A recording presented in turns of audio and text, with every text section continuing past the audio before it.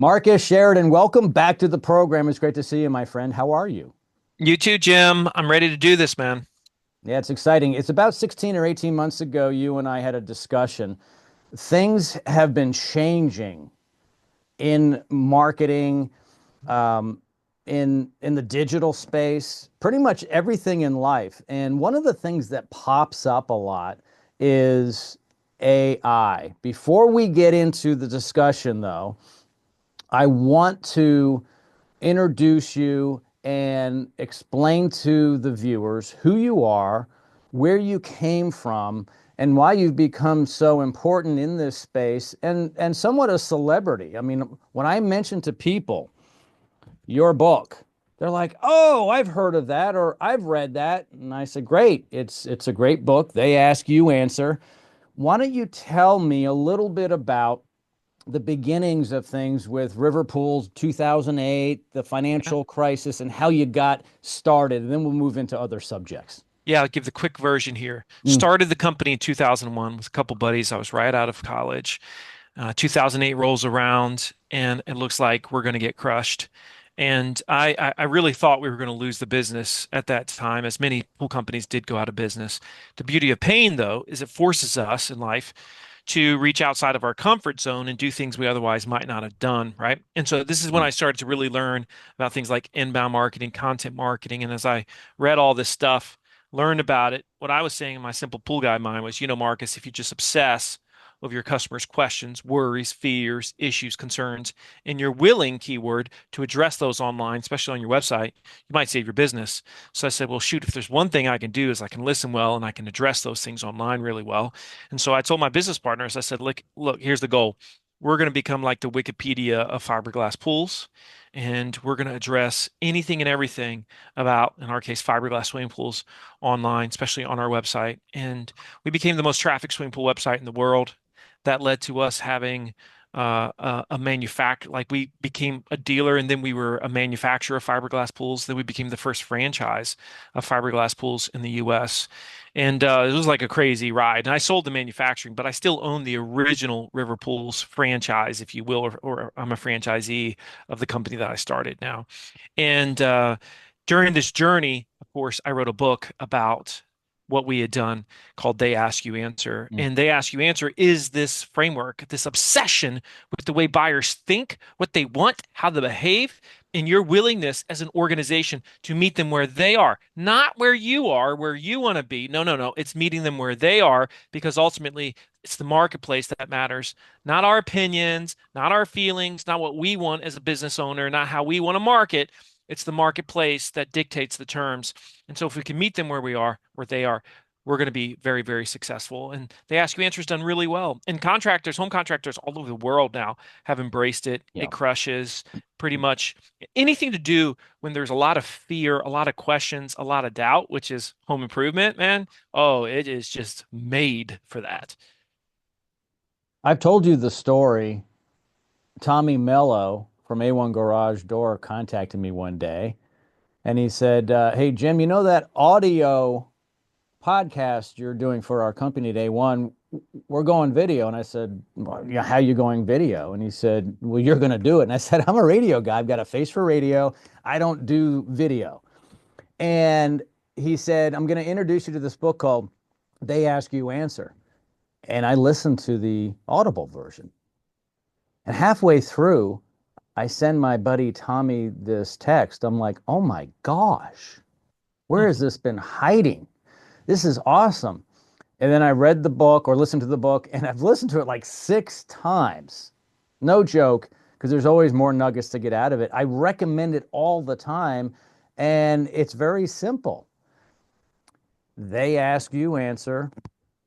What does the customer want? Okay, and then give it to them. And one of the biggest things I find is pricing, but a lot of contractors don't want to give that out, do they?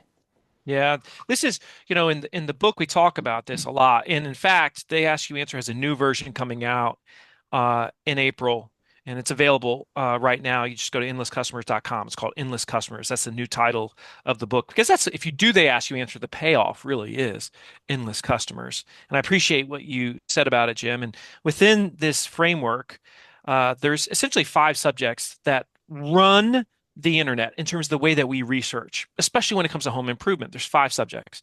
The five subjects are cost questions, problems slash fear questions, Mm. comparisons, reviews, and best. Okay, so cost, problems, comparisons, reviews, best. We call those the big five in the book. And the foremost is this whole concept of cost, price, etc. And the thing about it is, here's what's wild. If you look at the reason why most companies, first of all, you got to look at your own behavior. When you're on a website, you're looking for cost and price, and you cannot find it. The Hmm. emotion you experience is frustration. You don't say, "Oh, I'm going to stick around here and just keep looking." You don't say, "I'm going to call that company." You keep looking until someone gives you what you're looking for. And generally speaking, that's the company you're going to give your trust to. That's how it works. Now, here's the arguments that home improvement companies and others use as to why they can't talk about cost and price. First and foremost, they say every job is different. It depends. Well, that's the easiest one to explain because you can explain what drives cost up, what drives cost down, why some companies are expensive, why some companies are cheap. You can talk about roughly where do you fall. You can show different project examples and give, again, ranges as to where they might expect to be. That's the first reason. It depends. Second reason why people say they can't talk about it is they say, well, if they see how expensive it is, it's going to scare them away. Nope. Sorry. The thing that actually scares us away online is ignorance. When we can't find what we're looking for, that's the number one reason why people leave your dang website is because Hmm. they can't find what they're looking for. And the number one thing they're looking for, number one, I've got all the data. It's pricing information. And finally, number three reason why we say we can't do it is we say dumb things like, hey, I don't want my competitors to see it, which is ridiculous because if I went to anybody that's worth their salt in this industry and said, do you have a sense as to what your competitors charge? They would say yes. And so this is the big secret, non-secret. Everybody acts like nobody knows what everybody's charging. In reality, everybody has a pretty good sense as to what everybody else is charging. And so those are the three reasons they don't talk about it. Now, how can you talk about cost and price on your website? Let me give you a few different levels if we could, Jim. I'm going to give Yeah. you like level 0 to level 4, basically. All right. Level 0 means you've got this pricing tab on your website, but then they click on the tab and it says, hey, fill out this form and we'll reach out, we'll talk to you about pricing. Oh boy. Okay, that's like the middle finger of the internet, call for pricing. It just drives us crazy. We call that level 0 because that ain't worth nothing. Okay, you don't even get to level 1 with that. Now, what is level 1? Level 1 is basically if you have a pricing page on your site that really teaches the market what drives cost up, what drives cost down, why some companies are expensive, why some companies are cheap. You really dive into this. I'm talking 1,500, 2,000, 2,500 words, really educate the market on what value looks like. That's level 2. Level 3 is when you do what you did with level 2, but you do it with a video as well. And so Mm. you have a great video that really shows here's how pricing varies in this industry. Here's what you can expect. Here's why some jobs are more expensive and some jobs are less expensive. And really help the person say, oh, okay, thank you so much. You helped me understand. Okay. That's level 3. Level 4 is when you have what would be considered some type of pricing tool, a pricing estimator on your website. Now, this is becoming more and more prolific when it comes to home improvement. But the thing about it is, I have a company that I recently developed as a software called PriceGuide.ai and was really made for home contractors. And it uses, of course, AI, and it helps anybody, any contractor, regardless of what they sell, to build an estimator. That's the key phrase, Jim, estimator, Hmm. that you can immediately, within less than 30 minutes, you can design it, get the code, and put it on your website. Wow. And once it's on the site, here's the thing about it. The companies that have done this, and I've got a ton of case studies now because, I've got the data. On average, you get 3x the number of leads from your website than you were getting before. The moment you put a pricing estimator on your dang website. Think about that. And you don't have to give, nor really should you give, the exact price. What everybody wants to know when they are just starting to think about that new HVA system that they might have to buy or that thing that they might have to fix, they're thinking, gosh, I just want a sense for how much Yeah. might this cost? That's the big question. They don't need to know the exact cost. They want to get a sense for it. And if you can show it, you're going to win their trust. And so, can you imagine getting 300% more leads? That's the power of Price Guide. So, you can check that out at priceguide.ai. That is level 4. Level 5 really is if you give an exact quote, but I don't think that is most home improvement because generally you do have too many variables that you have to confirm in the home before you can give that exact price. But that would be a Mhm. level five. Everybody should do level one, level two, level three. With the estimator, I'm going to make an assumption that you could estimate a real reasonable price for a moderately priced product and or service. And then if you wish, as the HVAC company, go in there and offer other items that are higher, right? So you're not necessarily cutting your Oh yeah, legs off, right? you're not at You're all. getting in the door. 100%. And that's the beauty of this is because you've already come in with a lot of trust because they have a sense for things. And what you might be shown on your estimator is the good. But most of us have a good, better, best, right? Mm-hmm. So Yep. you might come into the home and say, now, based on what you saw, what, here is an option that you have for your package, which is totally fine. Now, let me show you some other options as well that you might want to consider, and here's why. And then you see that good, better, best phenomena, and they're like, okay, well, based on that, I think I'm gonna take this middle one right here. But still, what brought them to the game is the fact that you were willing to discuss something that no one else was willing to Yeah. discuss. And endless customers talk about there's four pillars of what is essentially your journey to becoming a known and trusted brand in the home improvement space. There's four pillars of things that you got to do. Okay. Number one, you got to be willing to talk about online what others aren't willing to talk about. Number two, you got to be willing to show what others aren't willing to show. Number three, you got to be willing to sell in a way others aren't willing to sell. Mhm. And number four, in the process of doing those three things, you got to be more human, right? When you put something like an estimator on your site, you're Yeah. talking about, you're showing, and you're selling in a way that nobody pretty much is in your space. Absolutely. I'm going to flash something up here real quick. This is the book called When Can You Do It? And it really fits into what you're talking about, Marcus. Written by a good friend of mine and client, Tom Decker, in the insulation and solar attic fan business. So we tripled his business in 1 year through direct response radio a few years ago. And that's all he did. He put all his money into that. He pushed all his chips into it. But the title, When Can You Do It? This is what you're going to love about this. Oh, by the way, I wrote the forward to the book, so it's kind of fun. But Nice. when can you do it is the only question you want your prospect to ask when you go to the house. And that's what the book is about, right? Think about it. You've answered everything, right, Marcus? Everything's answered. You go out to the house. When can you do it? It's like the infomercial for the blender or the Thigh Master. When you call the 800 number, all you're asking is, are you ready for my credit card number? And when will it be here? And That's that's right. what you want. That's exactly right. Mm, That's what you want to hear because when you remove all doubt from the conversation, and when somebody's thinking about any type of home improvement project, there's a lot of doubts in their mind. mm, When you remove all doubt, the only emotion that's left is trust. And trust is the one thing, regardless of what happens with AI, regardless of what happens with technology, we're all still going to be in the business of trust in 20 years. And so if you build your entire model around how can I drive more trust, mhm. well, then you're going to be effective, which is why direct response radio works, right? Because, I mean, it's a great model that you have because you have a deeper conversation that's happening on a platform that people actually believe in, where the trust is already there. Because it's a deeper conversation, there's more trust.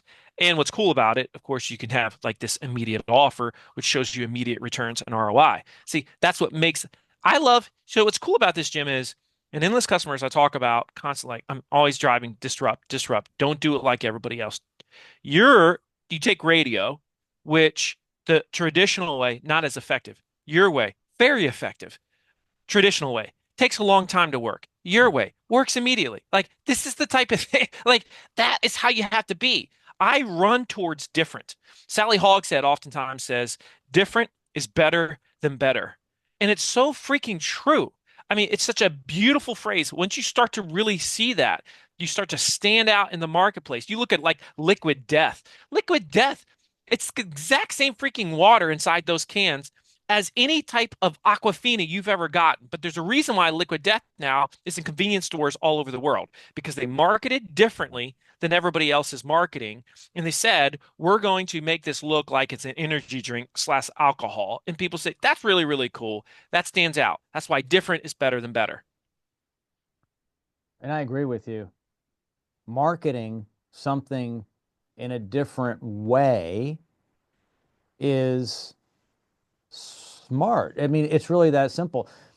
So a lot of people say, hey, look, I'm on Facebook or I'm on Instagram, so that's where I want to advertise. Or I'm up in the middle of the night and I can't sleep and I want to advertise between 2 and 4 o'clock in the morning on TV because that's when I'm up. It doesn't matter what you want, right? It doesn't matter what you want. It matters what the consumer you're looking for is consuming, what medium, right? So, do you get a little frustrated sometimes where someone says, hey, I think I should advertise here, promote here, market here because that's what I like? But no, who Yeah, cares? personal opinions have screwed up a lot of smart business decisions in the Mm, past, right? And you see it all the time. I mean, you see it with video, case in point. Person says, video's just not my thing. Well, yeah, people don't really care if this is your thing or not. The marketplace just wants their answer, and they want to see it, right? yeah. That's an example, right? So it's like I learned a long time ago, if I was going to be a successful entrepreneur, business owner, I had to get over myself. Mm. That's why it's called they ask, you answer. It's not called you want, you answer. It's called they ask, you answer, because they are the only ones that matter in the equation. It's true. And that's always been the case. The customer's always right, right? If the customer wants a widget plus two, you give them the widget plus two. You just can't, what you can't do is there's these mega trends. You can complain about them or you can do something about them. Just case Mm. in point, like I said with the pricing estimator, I'm going to tell you right now, within the next 5 years, 90% of home improvement companies are going to have some type of pricing estimator on their website. Why? Well, a lot of them are going to do it kicking and screaming, reactionary. Because in every industry, I see this over and over again. You got these leaders, they become complacent. Mm-hmm. Somebody comes in and breaks the rules. But because they're a rule breaker, the marketplace responds and says, oh, I like that. Oh, an instant estimate? Yeah. Finally, a company's willing to talk about this, this, and that. Yeah, give it to me. I like that. And then the rule breaker now becomes the rule maker because the marketplace says, I want that. And the previous leader has to now become the rule follower. That's the circle of life in every single business. You see it over and over again, which is why, if you're listening to this right now, and if you haven't broken at least some rules of your industry in terms of the way everybody's doing it, there's a decent chance that you're losing traction in the marketplace and you're not going to build an extraordinary brand. You've got to constantly be looking to break the rules. Everybody seems to do what everybody else does. I guarantee you, if you ask home service providers where they spend most of their money, it's going to be the G word, Google. Wasn't Mhm. that case before Google, right? Oh, yellow pages, a billboard, some radio, TV, print, like newspapers. Okay. So, and a lot of those are just not there anymore. I will say radio is good, but a lot of those just aren't there anymore. And everyone seems to go to Google. And then when Google changes something, which they're always changing it up, I know because I've been using Google for 20 years for my business. Then all of a sudden they're like, oh, our calls are down 25%. And I'm like, why? Well, because Google changed the algorithm or they did something, someone flipped a switch. And I'm like, you need to stop being an order taker, create a brand, build the brand, and think outside the Google box for God's sakes. Yeah, What so else should people be doing besides Google to promote themselves, Marcus? well, I mean, we could talk about this for an hour. I talk about it a ton in endless customers. This idea of building a known and trusted brand Mhm. that is not reliant on things, to your point, Jim, like Google. You cannot build your house on Google search going forward. And I would argue that you're not going to be able to build your house on Google paid either, Mm. because so much is so much change is happening. You gotta you have to be found and become known by spreading your wings and finding some of these other platforms where your buyers are. Yeah, a perfect case in point is I think everybody now needs to see themselves as a media company. And, Jim, you're a media company. I'm a media company. My pool company's a media company. My Hmm. speaking company's a media company. My AI, it's all a media company because, case in point, if I'm a contractor, whereas in 2009, I could have just posted stuff on Google and I was okay. I can't just do that today and build the most traffic swimming pool website in the world and have this incredible brand. Can't do that today. I've also got to say, all right, I'm going to go all in with YouTube. I'm going to be much more aggressive with video in general. I'm going to do Yep. short and long form. And as I do that short form, I'm going to also put that on Instagram. I'm going to use their reels. I'm going to use Facebook reels. I'm going to use TikTok if they're here or not, whatever, because I'm getting over myself. And the fact that I don't like TikTok or I don't like China or whatever it is, and all those things can be true, is like I personally do not like social media. I teach it, I do it because, again, going back to the fact that Yep. we get over our opinions and we have to meet the market where the market is. And so, this idea of becoming a media company and showing the thing, you mentioned Tommy Mello. Tommy Mello at this point is a media brand. Mhm. That's what he has become. And that's because he's on so many different platforms, channels, if you will, and he keeps compounding it out. It's made him very, very successful.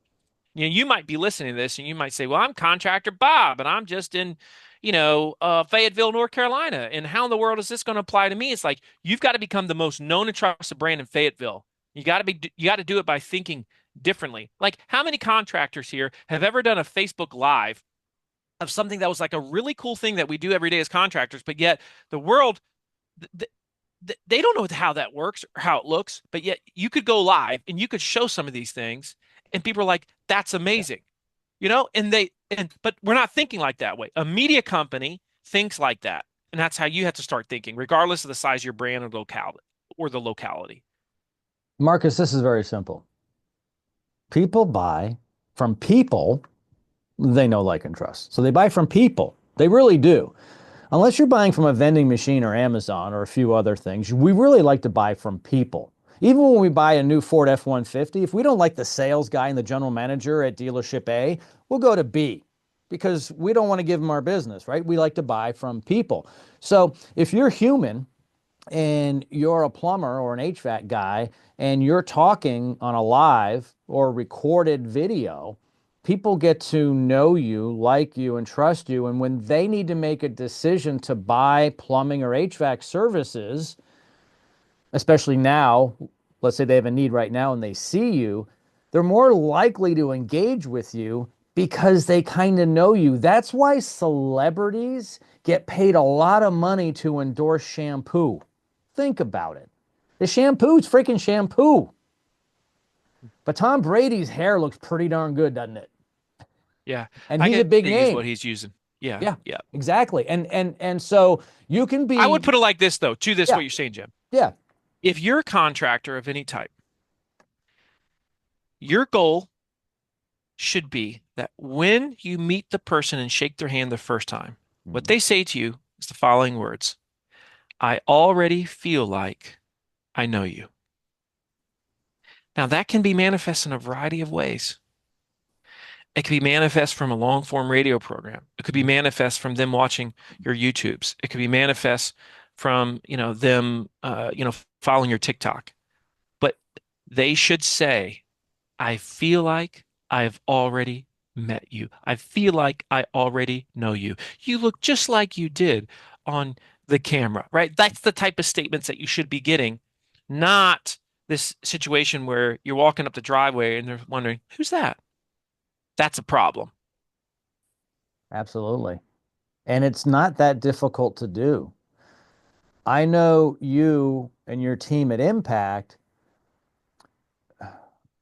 teach people, train them, and encourage them to build their own media center internally, right? Yeah. Hire Mhm. hire your own videographer and team, and if not, then at least do this yourself as a smaller operator and get this out there. Be a media company, like you've said, and I totally agree. If you're not doing this today, with what's going on with Google and all the other changes out there, you're becoming more and more irrelevant. And on top of that, you've got PE companies, private equity out there changing the landscape of the home service industry. Big time. So Yep, little big time. guys are getting choked out, and you really need to be a boutique shop now, a good one. You can't just be a little guy. You need, because you are a boutique shop compared to the Walmarts in home service, right? Or the Amazons. You're not a $1 billion HVAC company. You are a $1.5 million HVAC company. Can can you stay in business? Is that viable? You need to start doing some stuff.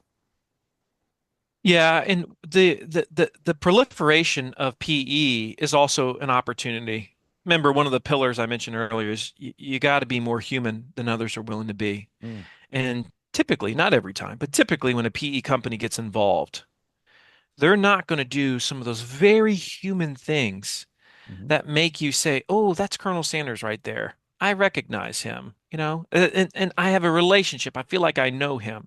And so that's an advantage that a lot of these folks have. You might not have some extraordinary budget, you know, for, let's say, advertising, but you can be creative. You can be different. You can be unique. You can break rules in your industry. That's your advantage. You got no attorneys there that are telling you, no, can't do that. All right. That's glorious. There's nothing more enjoyable, in my opinion, than being a small business owner in the United States of freaking America. It's awesome. It's awesome because you don't have the red tape. You wake up each day, Yes. you eat what you kill. That's what we signed up for. Right. And so that's why, as marketing is getting more difficult, and it is. It Hmm. is. I'm It not is. gonna lie. It's getting more difficult. Okay. I'm not gonna feel sorry for anybody because we got an awesome life. That's the life we chose. We're entrepreneurs, right? And we want to control our destinies. You're a control freak. That's why you started a business because you're a control freak. You're trying to control Yes. your destiny. So am I. That's a beautiful thing. And so now you've got to do that with your brand. And that starts with thinking like a media company, thinking outside the box, not doing what everybody else is doing. Besides your original book, They Ask You Answer, and Endless Customers is coming out, what other single book would you recommend to home service professionals, smaller companies today to help their business and marketing? Do you have a special one? Golly. I would say the one that helped me the most as a pool contractor Hmm. was Good to Great.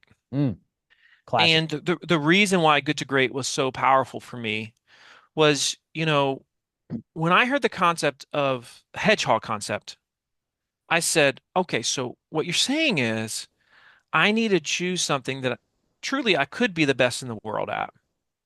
And that started to really guide me because we were all over the place when we first started a swimming pool company. We were doing above ground pools, we were doing hot tubs, we were doing tanning beds. I mean, dude, man, we were retail, all Yeah. types of crap. Eventually, we said, let's just be an in-ground pool company, not just an in-ground pool company. Let's be a fiberglass pool company. So that was our hedgehog concept. And that came from Good to Great. In the course of that too, then I said, okay, so from a marketing perspective, what's our hedgehog concept? Well, we're going to be the most transparent, honest, like radically transparent teachers in the world when it comes to fiberglass pools online.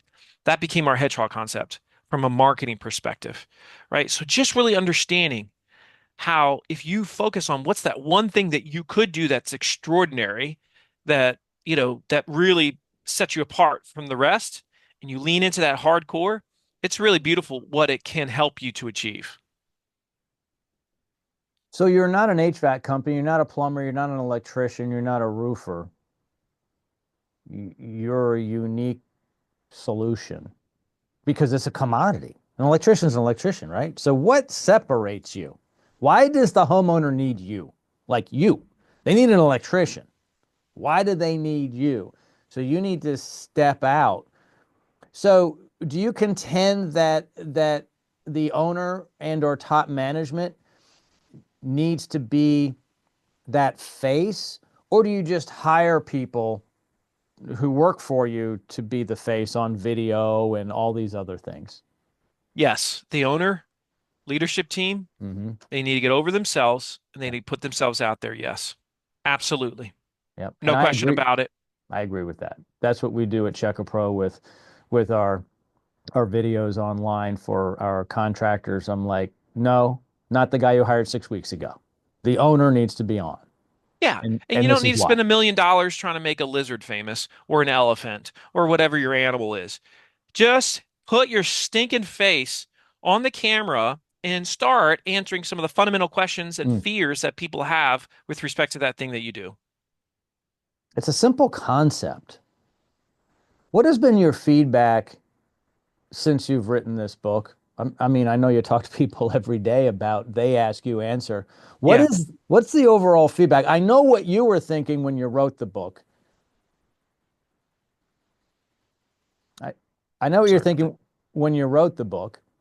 Um, but you've had now years and years for this feedback. What do people tell you about this? What's their perception? Do they get it? And are they implementing it correctly?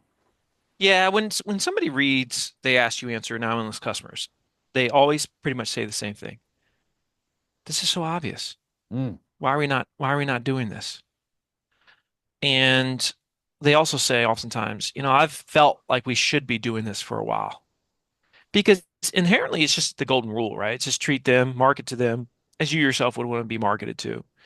If if you're a buyer, you love going to websites that are willing to be honest and real with you.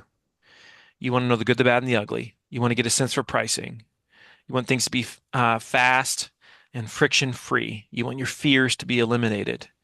And the ones that do that, you go back to again and again, and you give them your trust, and eventually you give them your business. Your organization is no different. The problem is we see our own behaviors, our own buyer psychology, and then we literally say, but it's not quite like that in our industry. That is total BS. It is like that in your industry.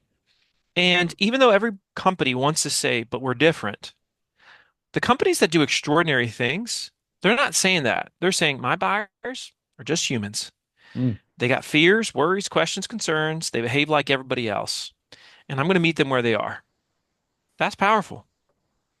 yeah, no, absolutely. What have we not covered today that you think would be beneficial to wrap up this conversation, specifically for that home service professional out there who's like, okay, I got a lot of good stuff. I'm ready to move forward with this. What's that next step for them?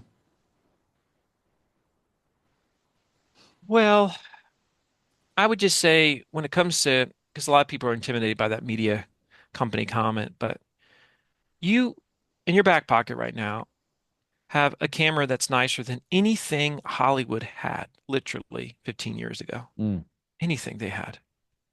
And wow. if you just get over yourself, because when we said we're going to be an entrepreneur, we also said, I'm going to ask people for their money.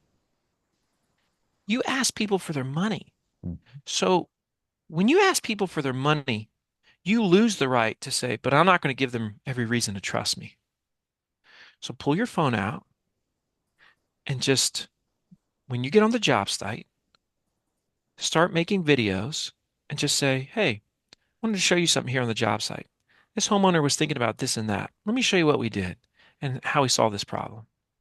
And I used to do that all the time. I'd walk up on a job site and I would just say, if I was a homeowner right now, what's every question I would have? Mm. Why they do this? Why they do that? Why they do that? Every single one of those is a video that you could post on your Facebook, that you could put on your Instagram. You take those photos, and now you're starting to think like a media company, and you're a better communicator for it. And you're starting to get better leads because of it. You're like, this ain't so bad. I'm actually pretty decent at this. You see, you're good on camera if you're good with people. And I bet you if I was talking to anybody right now and I said, are you good with people? They say yes. So if you're good with people, that means you have the potential to be good on camera. You just haven't developed that comfort level. You will, just like you have developed it in the home, you will develop that same thing on camera. Just having a video with they ask you answer sets you apart from most other contractors. It's that Oh, simple. yeah. Oh, And yeah. just setting yourself apart is phenomenal. So I tell people all the time, look, when you're doing this, okay, and so you've now got videos. And you know what I do? I interview contractors and I've plugged in the they ask you answer system into what I do. So picture this, you're out there as an HVAC company talking to the homeowner, and they've had 3 or 4 bids from competition. Everyone agrees that you need a 3-ton and a 5-ton air conditioning unit, one for downstairs, one for upstairs. What has not been agreed upon is who the homeowner is going with. If everything else is the same and pricing is close, but you say, you know what? We talked about this on this video with the owner of the company a few months ago. Can I send you this or can I play it now on my iPad for you? That alone could do it. Even if they don't watch it, it could be the closer because you've offered Mhm. it up. That's right. Mm, That's right. that's simple. It really is. We overcomplicate it, and it doesn't need to be so complicated. Yeah, it's a great asset to have. Marcus, thank you so much for joining me today. I really appreciate your time. I know you're busy. I'm going to put in the description of the podcast endless customers and all your other contact information at Impact. I'll make sure it's chock full so people can click on links. You do a lot on YouTube, of course. you, you're the they ask you answer guy, so you put a lot of content out there. So I encourage people to go out online, just type in Marcus's name into Google and to YouTube, and you're going to find a lot of great free content. Yeah, I appreciate that. Thanks so much, Jim. Thanks, Marcus.